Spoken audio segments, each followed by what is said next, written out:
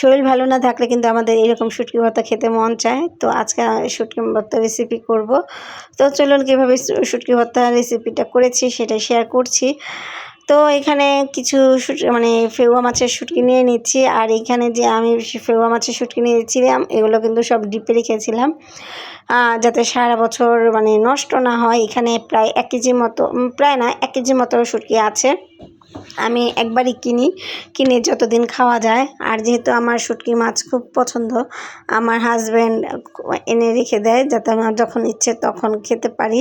আর তাছাড়া আমি একা খাই না, আমার মেয়েও খুব পছন্দ করে, ও খুবই শুটকি পছন্দ করে। তো এই তো আজকে এই জন্য কিন্তু শুটকি ভর্তা করব। আর অ্যাকচুয়ালি আমার জ্বর এসেছে, তো এখন কিছু খেতে ভালো লাগে না, মুখে স্বাদ নেই, সব কিছুই তিতা লাগে। তো এই কারণে শুটকি ভর্তা করে নেব যাতে দেখি একটু কিছু খেতে মানে ভাত খাওয়া যায় কি না। তো শুটকি মাছগুলো আমি ভালো করে পরিষ্কার করে নিয়েছি, পরিষ্কার করে মাথাগুলো ফেলে দিয়েছি, মাথা ফেলে তারপর ভিতরে যে ময়লা থাকে ওইগুলো ফেলে দিয়েছি। তো সুন্দর করে পরিষ্কার করে নিলাম, পরিষ্কার করে নিয়ে এখন আমি সুন্দর করে এটি বেটে নেব। তো বাটাবাটি আগে কিন্তু ভালো করে না পরিষ্কার করলে কিন্তু বালি বালি লাগবে, আবার দেখা যায় মানে কেমন যেন একটা গন্ধ আসবে। তো সুন্দর করে পরিষ্কার করে নিলাম। আর শুটকি মাছের একটু গ্রানি কিন্তু আলাদা হয়।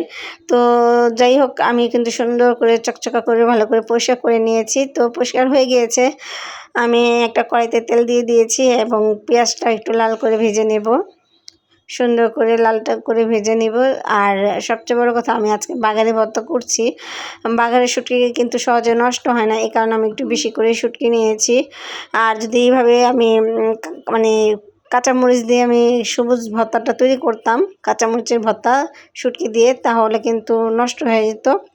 এই কারণে আমি বাগারে ভর্তা করেছি যাতে একটু রেখে শেখে খাওয়া যায়। ডিপে রেখে দেবো কিছু শুটকি মানে ভর্তা, আর কিছু খাবো।